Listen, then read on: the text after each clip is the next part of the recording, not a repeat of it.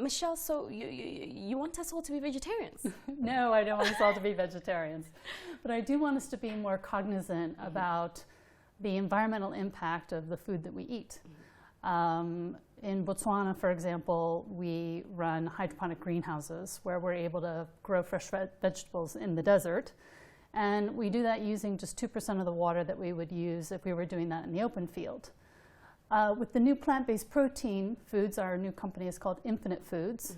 We're really focused around bringing those foods where we're effectively bypassing livestock. Sure. And we're making beef, chicken, eggs directly from plants. And by doing that, we can dramatically decrease the environmental footprint of the food that we eat. We can use less land, less water, and emit less CO2 gas, which is obviously one of the big factors that's impacting global climate change. So you're essentially making agricultural production smarter. We're making it a lot smarter, both through the use of technology-enabled agriculture in the form of Go Fresh in our hydroponic business in Botswana, but also by using now food technology to help deliver new types of food to the marketplace to make our food healthier, more environmentally efficient for all consumers. I mean, people are watching this and thinking, Botswana, SADC, but she sounds American. Like, can you connect the dots? So perhaps you could please tell our viewers a little bit about yourself and how it is that you landed here on the continent. Yeah, so I am American. I've been living between South Africa and Botswana for the last 7 years. I really landed here. I had a little bit of a midlife crisis, I have to admit. But I had worked for Accenture for over 22 years, had worked globally, and had been spending quite a bit of time in Southern Africa doing a lot of nonprofit work. And one of the challenges that we constantly faced in the work that we were doing primarily with orphan and vulnerable children was the lack of jobs. Lack of jobs for youth, lack of jobs for women. And so my move to Africa was really around taking my global business experience and my passion for youth leadership and development and applying it in the form of Accite Holdings, which is an impact investment fund, meaning that we invest in businesses that have a long-term impact as well as a financial return. But we're really looking for social impact, youth employment, environmental impact, in addition to the normal financial metrics that you might look at in developing a business. And what have you been able to achieve? And I ask this specifically because, I mean, you are a woman, and we do know that women really struggle to access finance, to even, never let alone start, but to scale up their businesses. So what have you been able to achieve you'll give me the period of time?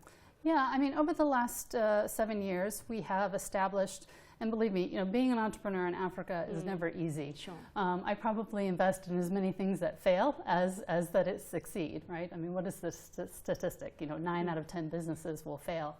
And so, you know, I was blessed that I was able to come with some of my own capital to be able to start some of these businesses. I've also actually found very welcoming arms from the local banking community that are looking for good, viable commercial projects to invest in outside of the metals and mining sector.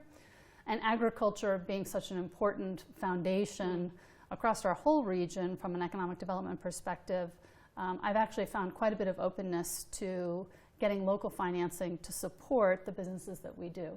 And I think that local financing combined with foreign direct investment is really important. By having local financiers involved, you really get that linkage to the local community, and you really get local stakeholders who are now invested in your success. Sure. And what are some of the type of businesses that you have invested in? Perhaps you can give us some examples there. Yeah.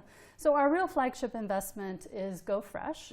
Go Fresh is a hydroponic vegetable producer in Botswana. We grow organic and sustainably grown fresh produce, tomatoes, lettuce, herbs, peppers, cucumbers. And our market is primarily the hospitality industry, the safari industry, as well as the local hospitality and retail industry. So we sell into the major supermarkets, into the major restaurants. And by using technology, we've really been able to transform how we deliver food, particularly to the important safari industry in Botswana. As we know, tourism is a very important growth lever across all of SADC, and certainly in Botswana, it's one of the shining stars in the economy. Prior to our Go Fresh business coming into the marketplace, the safari camps would import all of their fresh produce from South Africa. So by the time it arrived in Maun, which is the operations center for the safari industries, it was 3 to 5 days old and had already traveled 1,000 kilometers. With the use of technology through Go Fresh, which is now an award-winning horticulture operation, we're able to pick fresh on that same day and deliver directly to customers.